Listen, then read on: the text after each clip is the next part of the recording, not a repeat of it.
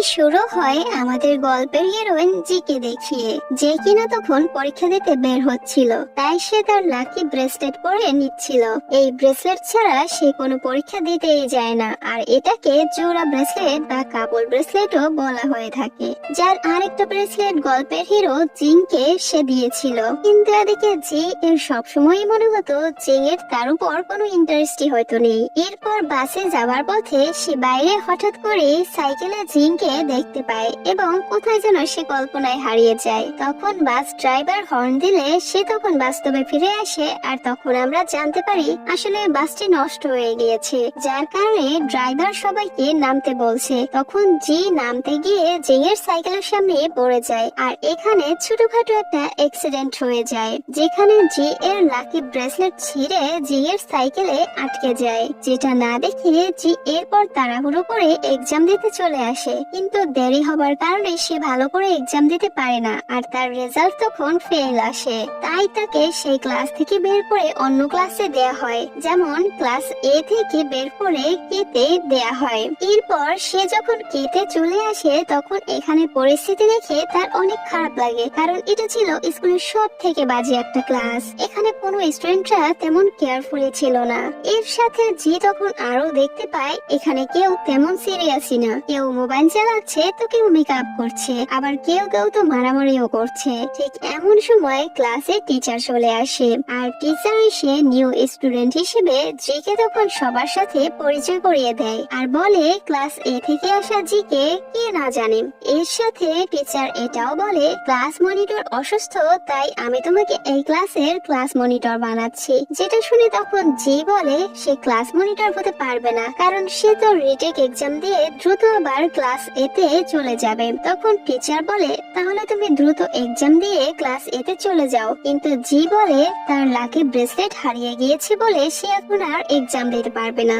এই কথা শুনে টিচার ও ক্লাসের অন্যান্যরা তো হাসতে শুরু করে এবং টিচার তাকে এরপরও ক্লাস মনিটর বানিয়ে দেয়। এদিকে তখন আমরা জিংকে দেখতে পাই, যে তখন স্কুলের হেড স্যারকে বলছিল সে ট্রান্সফার হয়ে ক্লাস কেতে যেতে চায়। যেটা শুনে হেড স্যার তাকে অনেক বোঝানোর চেষ্টা করে যে ক্লাস এ সবচেয়ে ভালো ক্লাস, কিন্তু জি এখানে কোনোভাবেই সেটা মানতে রাজি হয় না। অতঃপর সে ক্লাস কেতে চলে যায় আর জিং এর পিছনের সিটে গিয়ে বসে। এরপর ক্লাস শেষে জিংকে একজন এসে জিজ্ঞাসা করে তাকে কেন এই ক্লাসে দেয়া হলো। যেটা শুনে তখন জিং বলে এক্সামের দিনে জি এর অ্যাক্সিডেন্ট হয়ে গিয়েছিল, যার কারণে তার এক্সামে আসতে তখন দেরি হয়ে যায়। এরপর ফ্ল্যাশব্যাকে আমাদের দেখানো হয় সেদিনে জি যখন অ্যাক্সিডেন্ট করে তখন জিং তাকে মেডিসিন দিতে হাসপাতালে নিতে চাচ্ছিল, কিন্তু জি এর এক্সামে দেরি হবে বলে জি তখন তাকে নিষেধ করে। তাই জিং তাকে তখন কাঁধে করে স্কুলে পৌঁছে দেয়, কিন্তু তবুও তার এক্সামে লেট হয়ে যায় আর পরীক্ষায় সে ফেল করে। এরপর জিং যখন এটা বুঝতে পারে এসব তার জন্যই হয়েছে, সে নিজেকে তখন অপরাধী ভাবতে শুরু করে, আর তার জন্য সে জি এর ক্লাসে ট্রান্সফার হয়ে আসে। অন্যদিকে জি যখন ক্যান্টিনে বসেছিল তখন জিং তার কাছে এসে বসে, যেটা দেখে তখন জি বলে আমি আমাদের সাথে ঘটে যাওয়া ঘটনার কথা কাউকে বলিনি। যার উত্তরে তখন জিং বলে ব্যাপার না, আমার দোষ ছিল। সেদিন রাতে জি সেখানে ব্রেসলেট খুঁজতে চলে যায় যেখানে সে অ্যাক্সিডেন্টের সময় হারিয়েছিল, কিন্তু সে ওটা আর খুঁজে পায় না। এদিকে রাতে পড়ার সময় জিং তার বক্স থেকে জি এর ব্রেসলেটটি তখন বের করে, যেটা অ্যাক্সিডেন্টের দিন তার সাইকেলের সাথে আটকে চলে এসেছিল। এরপর দিন স্কুলে এসে জি তার ফ্রেন্ড জায়াকে হঠাৎ তাদের ক্লাসে দেখতে পায়, যেটা দেখে সে তখন তাকে জিজ্ঞাসা করেন তুমি এখানে কি করছো। তখন জায়া বলে আমিও তোমাদের ক্লাসে ট্রান্সফার হয়ে এসেছি। তখন জি বলে এই ক্লাস কিন্তু অতটা ভালো না, যার উত্তরে তখন জায়া বলে কোনো সমস্যা নেই, জিং এই ক্লাসে আছে তাই ক্লাস যেরকমই হোক আমার কোনো আপত্তি নেই। ঠিক এরপর টিচার এসে জিকে বলে স্পোর্টস এর জন্য সকল স্টুডেন্টদেরকে উৎসাহিত করার জন্য। জি কিন্তু সেটাই করে, তবে কেউই তার কথা শুনে না, বরং মজা করে উড়িয়ে দেয়। এমনকি তার বন্ধু জায়াও তার মজা উড়ায়। এটা দেখে তখন জিং বলে জায়াকে এত জোর করার দরকার কি। যেটা শুনে এবার জি রাগ করে ক্লাস থেকে বের হয়ে চলে যায়, আর তার পিছু পিছু জিংও চলে আসে। আসে। এদিকে জিং তখন জিকে শান্ত করার চেষ্টা করে, কিন্তু জি বলে তুমি আগে থেকেই জায়াকে জানো সে কেমন, তাও তুমি তার পক্ষ নিলে। যেটা শুনে তখন জিং বলে জায়া খেলাধুলায় এত ভালো না, তাই ওকে এ ব্যাপারে পাত্তা দেওয়ার কোনো মানেই নেই। যেটা শুনে এবার জি সোজা প্রিন্সিপালের রুমে চলে যায় আর বলে সে মেকআপ এক্সাম দিয়ে ক্লাস এতে খুব দ্রুত চলে যেতে চায়। তখন প্রিন্সিপাল বলে ভালো স্টুডেন্টের ভিত্তিতে দুজনকে এই সুযোগ দেওয়া হয়, আর সেটা হলো জিং আর জায়া প্রথমে এই সুযোগ পাবে, তুমি তারপর পাবে। যেটা শুনে পরের দিন জি আবারও প্রিন্সিপালের সাথে দেখা করে আর আবারও রিকোয়েস্ট করে। এর সাথে সে আরো বলে আমি জানি আপনার কাছে এক্সট্রা ফর্ম আছে যেটা আপনি লুকিয়ে রেখেছেন, সেটা থেকে একটা ফর্ম আমাকে দিয়ে দিন।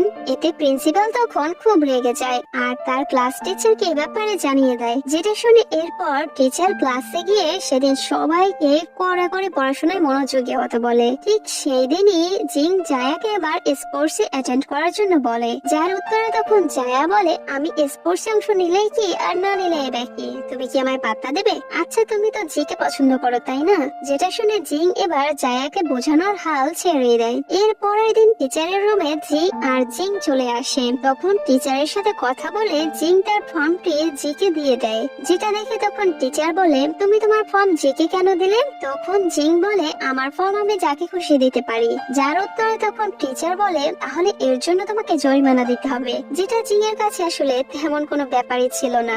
এরপর জি এবার জিংকে জিজ্ঞাসা করে সে কেন তাকে নিজের ফর্মটি দিয়ে দিল। জিং বলে তার এতে কোনো সমস্যা হবে না। এরপর সেখানে প্রিন্সিপাল আসলে টিচার তাকে এ ব্যাপারে জানায়। তখন প্রিন্সিপাল সব ভেবেচিন্তে জিংকে আরেকটা ফর্ম দিয়ে দেয়, কারণ সে যেহেতু টপার ছিল। ঠিক এর কিছুক্ষণ পর জি এর মা চলে আসে প্রিন্সিপালের সাথে দেখা করতে, যেন তাকে ক্লাস এতে আবারও ফিরিয়ে আনা যায় সেই ব্যবস্থাই করতে। তখন টিচার বলে এখানে ক্লাস করে জি এক্সট্রা পয়েন্ট পাবে। এর কিছুক্ষণ পর আমরা দেখতে পাই জিং আর জায়া যখন একসাথে মিলে কথা বলছিল, তখন সেখানে জায়া বলে তুমি জিকে কিভাবে প্রেমের কথা জানালে? যেটা শুনে তখন জিং বলে এখনো প্রস্তাব দেইনি আমি শুধু আমার ফর্মটা তাকে দিয়েছি। ঠিক তখনই সেখানে জি চলে আসে আর তাদের দুজনকে একসাথে দেখে সে তখন খুব জেলাস ফিল করে। ঠিক এরপরই সে সহ স্কুলের সবাই ভাবতে শুরু করে জিং আর জায়া ডেট করছে। সেদিন জি এর মা জিকে বলে এই ক্লাসে তুমি ভালো পারফর্ম করতে পারলে তুমি এক্সট্রা পয়েন্ট পাবে আর এর সাথে এক্সামে অনেক সুবিধা পাবে, তাই তোমার উচিত সেইভাবেই কাজ করা। এর সাথে তখন জি এর মা তাকে পরামর্শ দেয় সব স্টুডেন্টকে স্ন্যাক্স দেওয়ার জন্য, এতে তারা অনেক খুশি হবে। যেটা শুনে পরের দিনে জি অনেক স্ন্যাক্স কিনে ক্লাসে চলে যায় আর সবাই তার কাছে চলে আসে, কথা বলে আর পছন্দ মতো স্ন্যাক্স নিয়ে নেয়। ঠিক কিছু সময় পরে ক্লাসের আরেকটা মেয়ে যার নাম ছিল জেন সেখানে সে চলে আসে আর বলে তোমরা যদিও কেউ অসুস্থ না হতে চাও তাহলে জি এর খাবার থেকে দূরে থাকো। যেটা শুনে তখন সবাই স্ন্যাক্স রেখে যে যার টেবিলে চলে যায়, যেটা দেখে জি এর মনটা অনেক খারাপ হয়ে যায়। এরপর টিফিন ব্রেকে জায়া আর জি যখন একসাথে গল্প করছিল তখন জায়া বলে জেনের সাথে তোমার কি কোনো ঝামেলা হয়েছিল? সে তোমার পক্ষেও থাকে না আবার অন্যদেরকেও তোমার পক্ষ হতে দেয় না। তখন জি বলে হয়তো তার আমার ব্যাপারে ভুল ধারণা রয়েছে। যেটা শুনে এরপর জায়া বলে স্পোর্টস এর জন্য তার নাম নিতে। যেটা শুনে জি তো অনেক খুশি হয়ে যায় কারণ কেউ তো অন্তত রাজি হয়েছে। এরপর জি আর জায়া মিলে অন্য স্টুডেন্টদেরকেও এ ব্যাপারে উৎসাহিত করতে থাকে। যেটা দেখে তখন জেন বলে তার উপর কিন্তু জোর করা ঠিক না।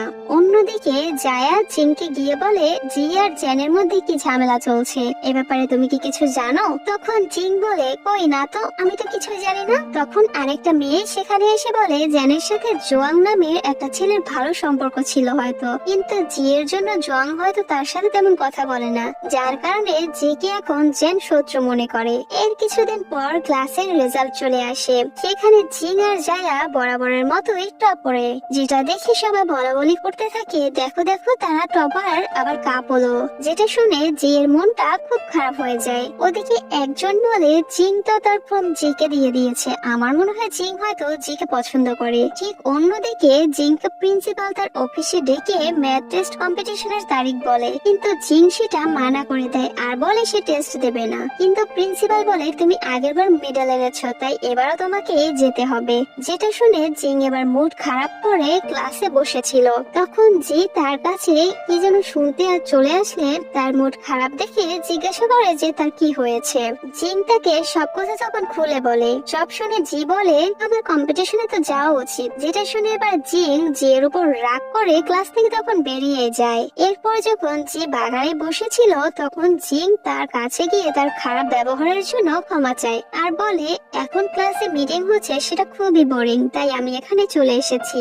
এদিকে যখন তারা বাগানে কথা বলছিল এটা তখন ক্লাসের অন্যান্যরা দেখে ফেলে, এমনকি প্রিন্সিপালও সেটা দেখে ফেলে, যার কারণে সে তখন দুজনকে তার রুমে ডাকে আর এরপর তাদের উপর খুব রাগ দেখিয়ে বলে তোমরা কি স্কুলে প্রেম করার জায়গা পেয়েছো? যেটা শুনে জি স্যারকে তখন বোঝায় তার এরকম কিছুই না, আপনি ভুল বুঝছেন। প্রিন্সিপাল তো কিছু না শুনেই তাদের শাস্তি দিয়ে দেয়। এর পরের সিনে জায়া আর জিং যখন একসাথে বসে গল্প করছিল তখন জায়া বলে তুমি কি আজকে তোমার মনের কথা জিকে বলতে পেরেছো?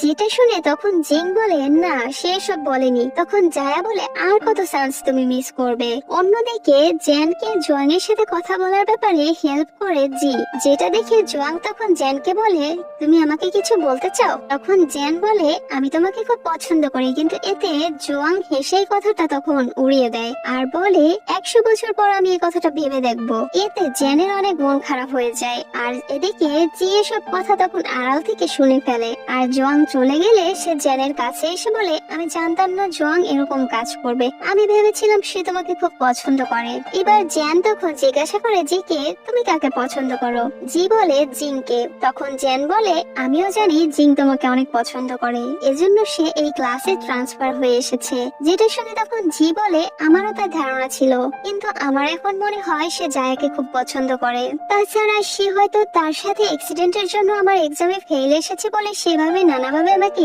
কমফোর্ট ফিল করাতে চায়। কিন্তু জেন বলে জিং তো তোমার জন্য কবিতাও লিখেছিল, তাই আমার মনে হয় সত্যি সে তোমাকে খুব পছন্দ করে। ঠিক এভাবে কথা বলতে বলতে তাদের দুজনের খুব ভালো বন্ধুত্ব হয়ে যায়। এরপর বাসে করে জি যখন বাসায় ফিরছিল তখন বাসে এক পকেটমার আরেকজনের ওয়ালেট চুরি করতে যাচ্ছিল, কিন্তু জি সেটা দেখে ফেলে আর চোর চোর করে চিল্লায়। এতে তো চোরের আর চুরি করা হয়ই না, বরং সবাই তখন সতর্ক হয়ে যায়। এর কিছুক্ষণ পর যখন জি বাস থেকে নেমে যায় তখন সেই পকেটমার জিকে ফলো করতে থাকে। এদিকে জি যখন টের পায় কেউ তাকে ফলো করছে সে ভয় পেয়ে আরো দ্রুত হাঁটতে থাকে।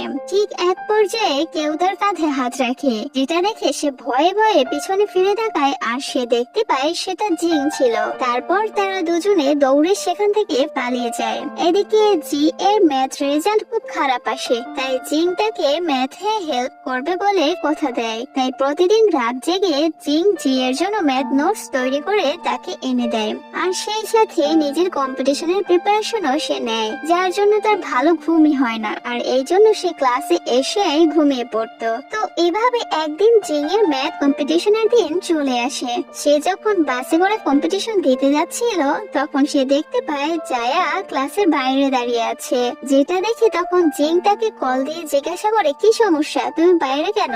যেটা শুনে তখন জায়া বলে তাকে ক্লাস থেকে বের করে দিয়েছে। যেটা শুনে এরপর জিং তাকে তার সাথে যেতে বলে।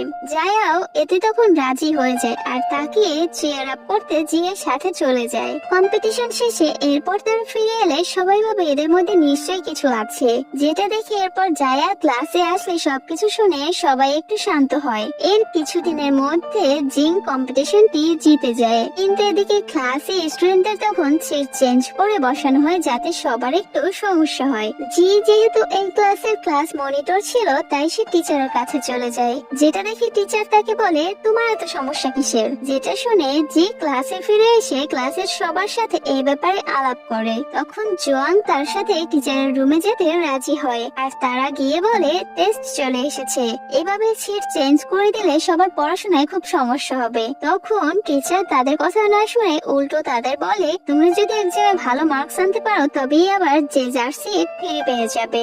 এটা নিয়ে জি এরপর যখন জিংকে বলে তখন জিং বলে সামনে পরীক্ষা আসছে আর তোমরা কি সামান্য টেস্টের সিট চেঞ্জ নিয়ে পড়ে আছো? যাই হোক আমি এতে তোমাদের সাথে নেই। যেটা শুনে জি আবারও রাগ করে ক্লাসে চলে আসে। তখন জায়া আবার জিংকে গিয়ে বলে মেয়েটা শুধুমাত্র এক্সামে ভালো করে তোমার পাশে বসবে বলে এত কিছু করছে, তুমি ওর সাথে এমন না করে তাকে একটু হেল্প করলেই পারো। যেটা শুনে এরপর জিং সবাইকে ম্যাথে সাহায্য করতে শুরু করে আর সবাইও মিলে এক্সামে ভালো রেজাল্ট করার জন্য অনেক চেষ্টা করে। যেটা দেখে তাদের ম্যাথ টিচার তার বাসায় নিয়ে গিয়ে সবাইকে এক্সট্রা ক্লাস করায় আর এরপর টেস্ট হলে তাদের ক্লাস অনেক ভালো রেজাল্ট না করলেও সবাই আগের থেকে ভালো ভালোই করে, যার কারণে এবার যে যার সিট পেয়ে যায় আগের মতো করে। পরের সিনে জি এর জন্মদিনে জি আর জিং একসাথে ঘুরতে বের হয়। ঘোরা শেষ করে এরপর যখন তারা বাসে করে দাঁড়িয়ে যাচ্ছিল তখন হঠাৎ বাস ব্রেক করে, যার কারণে জি তখন পড়ে যাচ্ছিল। তখন জিং তাকে সামলে নেয় আর মুচকি হাসে, কিন্তু তখনই সে দেখতে পায় জিং এর ব্যাগে তার ব্রেসলেটটা। এটা দেখে জি তো অনেক রেগে যায় আর বলে, এটা তোমার কাছে ছিল আর তুমি এখনো আমাকে দাওনি, কিভাবে করতে পারলে এটা? যেটা শুনে জিং তাকে অনেক বোঝানোর চেষ্টা করে, কিন্তু কোনো সুযোগই সে পায় না। আর এদিকে জি বাস থামিয়ে নেমে সেখান থেকে চলে যায় আর জিং দাঁড়িয়ে দাঁড়িয়ে শুধু দেখতেই থাকে। আর এখানে আমাদের একটি ফ্ল্যাশব্যাক দেখানো বলে আমরা দেখতে পাই জিং অনেক আগে থেকে জিকে খুব পছন্দ করে। এদিকে জি সারা ক্লাসে জিং এর সাথে কথা বলে না, যেটা দেখে ক্লাস শেষে জিং বলে, আমি জানতাম না এটা তোমার, তাহলে তো আগেই দিয়ে দিতাম। তখন জি বলে, এটা তুমি কোথায় পেয়েছো? তখন জিং বলে, তোমার সাথে অ্যাক্সিডেন্ট হওয়ার জায়গায়। যেটা শুনে তখন জি বলে, আমি সেখানে কত খুঁজলাম, কই পেলাম না তো। এটা আমার লাকি ব্রেসলেট, এটা আমার কাছে নেই বলে এখন আমার খুব খারাপ সময় যাচ্ছে, তুমি বুঝতে পারছো? যেটা শুনে জিং তখন একটি জায়গার উদাস হয়ে বসে থাকে। ঠিক তখনই সেখানে জায়া চলে আসে, আলাদাভাবে তাকে জিজ্ঞাসা করে, তুমি কি সত্যি জানতে না এটা জি এর? তখন জিং বলে, না জানলে কি বলতাম নাকি? আসলে জি এর উপর জিং এর সিক্রেট ক্রাশ ছিল, তাই সে ওর কিছু রাখতে চেয়েছিল তার কাছে, কিন্তু এটা জি কে এভাবে দুঃখ দেবে সে কখনো এটা বুঝতে পারেনি। পরের সিনে জি এর এক্সাম ছিল, সে যখন এক্সাম দিয়ে বের হয় তখন জি এর সাথে তার দেখা হয়ে যায়। তখন জিং তাকে লাঞ্চের অফার করে, যেটাতে জি তখন রাজি হয়ে যায়। আর এরপর তারা জিং এর বাসায় চলে যায় আর জিং রান্না করতে শুরু করে।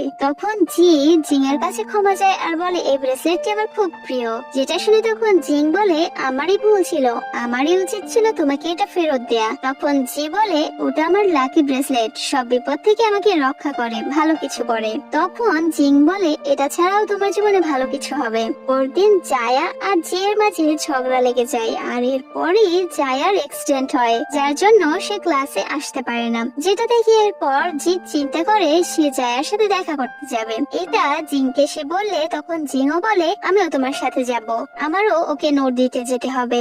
কিন্তু জি এদিকে একা দেখা করতে চাচ্ছিল, সে জিংকে নানাভাবে বুঝাতে থাকে কিন্তু জিং মানতে চায় না। যেটা দেখে জি বুঝতে পারে সে একা একা যেতে পারবে না, কিন্তু এরপর জি ব্যস্ত থাকায় জিং তখন একাই চলে যায় জায়ের সাথে দেখা করতে। আর সে গিয়ে জানতে পারে জায়গায় ইউনিভার্সিটি ভর্তির জন্য কল করা হয়নি, কিন্তু জিকে কল করা হয়েছে, এমনকি জি এর থেকে তার নাম্বারও বেশি ছিল। যেটা শুনে তখন জিং এবার ভাবে এজন্য হয়তো জি জিংকে সাথে নিয়ে আসতে চায়নি। পরের দিন ক্লাসে টিচার সবাইকে জিজ্ঞাসা করে জি মনিটরিং কেমন করে। যেটা শুনে সবাই জি এর জন্য হাত তুললেও জিং তখন হাত তোলে না, যেটা দেখে জি এর এতে মন খারাপ করে এবং জিংকে কথা শোনায়। তখন জিং বলে, তুমি এত ভালো মনিটরিং করো, তাহলে জানার কথা যে জায়ার নাম্বার তোমার থেকে বেশি, তাও সে কেন চান্স পায়নি? এসব শুনে জি পুরো অবাক হয়ে যায়, কারণ সে এটা একদমই জানতো না। তখন জিং বলে, জায়া যখন এইখানে ট্রান্সফার হয়ে আসে তখন সে স্টুডেন্ট কাউন্সিলে অ্যাপ্লাই করেনি, আর সেই জন্য জায়া এত ভালো নাম্বার পাওয়া সত্ত্বেও তাকে চান্স না দিয়ে তোমাকে চান্স দিয়েছে। যেটা শুনে এরপর জি ইউনিভার্সিটিতে না গিয়ে টিচারকে গিয়ে সরাসরি বলে সে ইউনিভার্সিটিতে যাবে না, বরং সে এর থেকে নিজেকে উইথড্র করে নিয়েছে।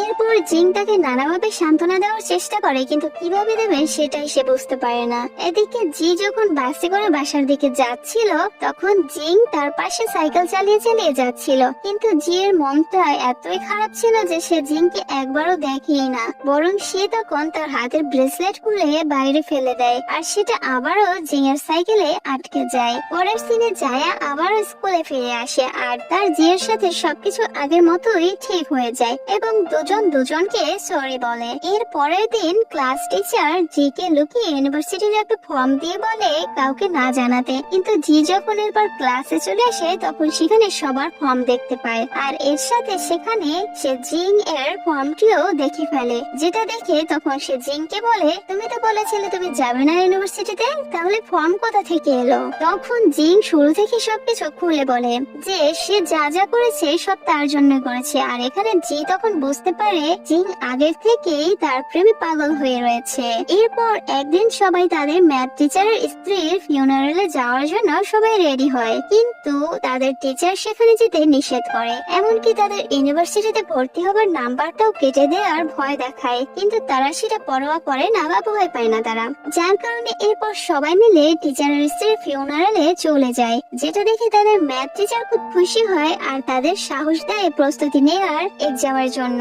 সেখান থেকে বের হয়ে জিং জিকে তার ব্রেসলেটটি ফিরিয়ে দেয়। তখন জি বলে সে ব্রেসলেটটি নেবে না, যেটা শুনে তখন জিং বলে আমার পক্ষ থেকে উপহার হিসেবে এটা রাখো। এরপর জি ও জিং একসাথে ইউনিভার্সিটি ভর্তির জন্য পড়াশোনা শুরু করে। কিছুদিন পর এক্সাম হয়, তখন এক্সামের রেজাল্ট আসলে জি আর জিং দুজনেই চান্স পেয়ে যায়, যার কারণে তারা তো খুব হ্যাপি ছিল। আর অন্যদিকে জুয়াং আবারও জেনকে প্রপোজ করে, আর এবার জেন তখন রাজি হয়ে যায়, কারণ সে এটার এতদিন অপেক্ষা করছিল। আর এখানেই এই গল্পের হ্যাপি একটা এন্ডিং হয়ে যায়। যাই হোক, কেমন লাগলো ভিডিওটি কমেন্টে অবশ্যই জানাবেন। আর ভালো থাকবেন, সুস্থ থাকবেন, টেক কেয়ার, বাই বাই।